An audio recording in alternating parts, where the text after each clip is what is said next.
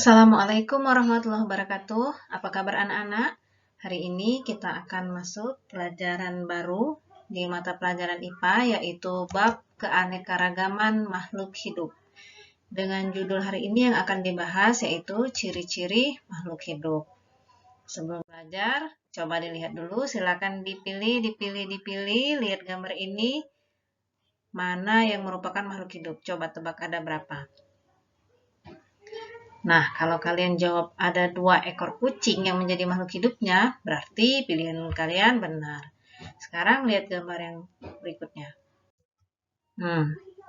Gambar apa ini ya? Kalau dilihat dari gambar ini, ada berapa makhluk hidupnya? Apakah ada yang menjawab tidak ada? Atau ada yang menjawab 1? 2? Banyak? Ya, jadi jawaban yang benar, makhluk hidupnya ini jumlahnya ada banyak. Yang mana makhluk hidupnya? Makhluk hidupnya di sini ada tumbuh-tumbuhan. Yang ada di sini itu lumut, yang di bawah ada rumput, kemudian ada pohon kelapa dan tanaman-tanaman lain yang ada di sekitarnya. Nah, kalau begitu, apa itu makhluk hidup? Jadi makhluk hidup merupakan makhluk yang memiliki ciri-ciri kehidupan untuk berevolusi atau mengalami perkembangan bentuk hidup. Itu sumbernya dari Kompas. Nah, kemudian apa itu ciri-ciri makhluk hidup? Nah, ciri-ciri makhluk hidup itu ada 7. Yang pertama yaitu bernafas. Bernafas itu apa? Secara umum, bernafas diartikan sebagai proses pengambilan oksigen atau O2 dan mengeluarkan karbon dioksida atau CO2 yang dikenal dengan istilah pernafasan aerob. Jadi saat kita mengambil oksigen, kemudian yang dikeluarkan adalah karbon dioksida, maka pernafasannya disebut dengan pernafasan aerob. Itu terjadi pada makhluk hidup tingkat tinggi, seperti manusia, pohon, kucing, ikan, dan lain-lain. Nah, manusia, ikan ini bernafas secara aerob. Jadi kita menggunakan oksigen dan mengeluarkan CO2. Kemudian ada pada makhluk tingkat rendah, itu contohnya seperti bakteri, bernafasnya tidak menggunakan oksigen, sehingga bernafasnya disebut dengan pernafasan anaerob. Jadi, pada makhluk hidup tingkat rendah, itu akan langsung mengubah zat glukosa menjadi zat yang dibutuhkan. Nah, tanpa menggunakan oksigen, sehingga disebut dengan anaerob. Nah, ini contoh bakteri yang bernafas secara anaerob. Itu yang pertama, bernafas. Yang kedua, cirinya adalah memerlukan makan. Nah, makan itu sebenarnya diperlukan sebagai sumber energi. Tumbuhan dan hewan itu ternyata memiliki cara makan yang berbeda. Kalau hewan itu akan memakan makhluk hidup lain untuk memenuhi nutrisinya. Sehingga hewan itu disebut dengan makhluk hidup heterotrof. Jadi hewan itu akan selalu memangsa makhluk hidup lain agar nutrisinya terpenuhi. Seperti sapi memakan rumput, kucing memakan ikan, cicak makan nyamuk, dan lain sebagainya. Kemudian tumbuhan itu istimewa karena dapat membuat makanannya sendiri sehingga disebut dengan autotrof. Nah, caranya itu melalui proses fotosintesis. Nah, ini gambar pempek. Pempek ini makanan kita, manusia. Nah, pempek ini ternyata terbuat dari ikan, makhluk hidup lain. Dari sagu, makhluk hidup lain. Dari telur, itu berasal dari makhluk hidup lain. Dan akhirnya setelah diolah menjadi pempek, dimakan oleh manusia. Sehingga manusia itu tergolong dalam makhluk hidup heterotrof. Kemudian yang ketiga yaitu bergerak. Nah, gerak pada hewan itu merupakan gerak berpindah tempat karena hewan memiliki tulang dan otot. Nah, contohnya berlari, melompat, berjalan, dan sebagainya.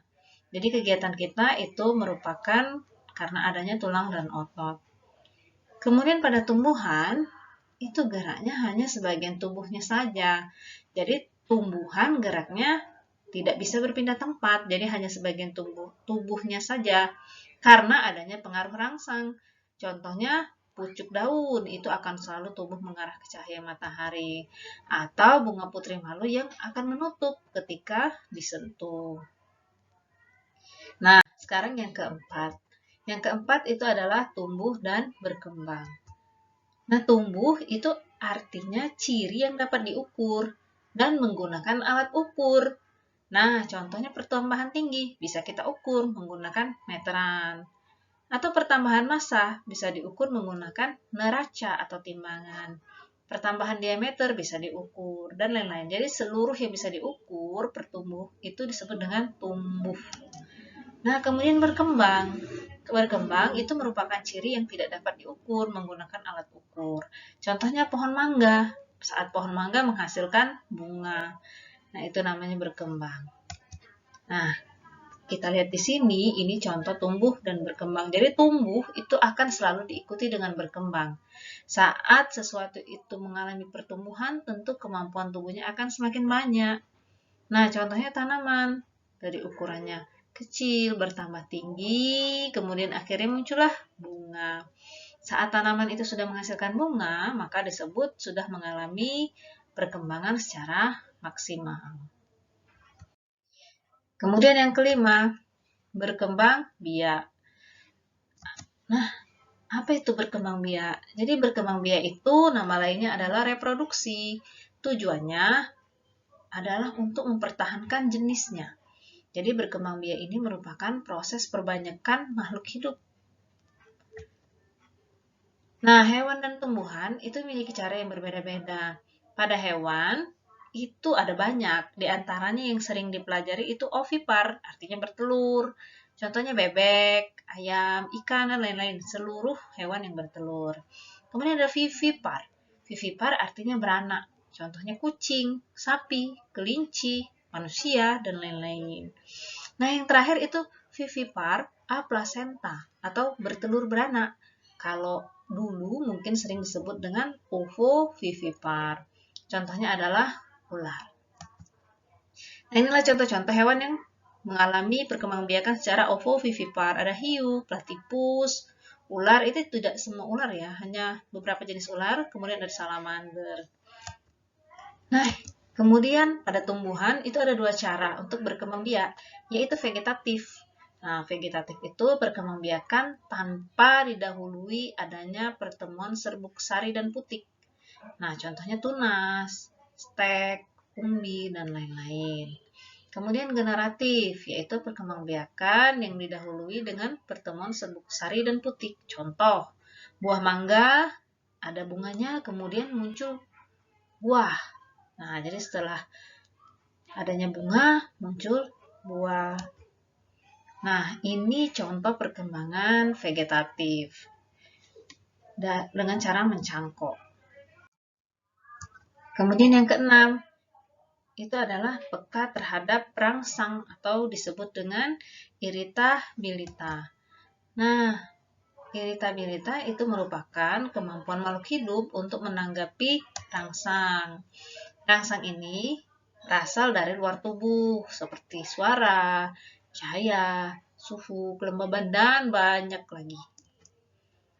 Contoh kepekaan makhluk hidup terhadap rangsang yaitu ayam yang akan berkokok saat fajar, atau manusia ketika terkena debu maka akan bersin.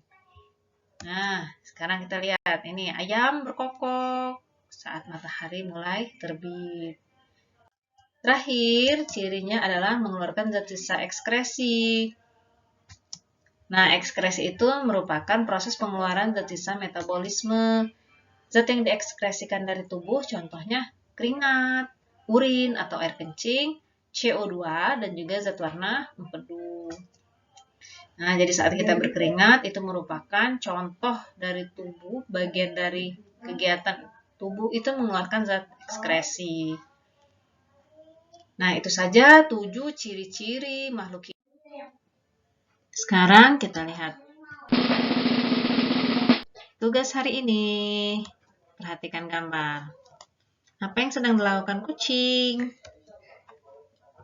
Nah, dari gambar sebenarnya kita bisa melihat ada ciri-ciri makhluk hidup. Nah, ciri yang terlihat itu ada 3.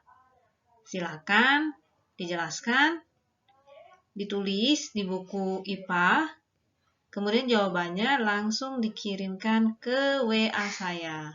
Ditunggu secepatnya. Itu saja. Wassalamualaikum warahmatullahi wabarakatuh.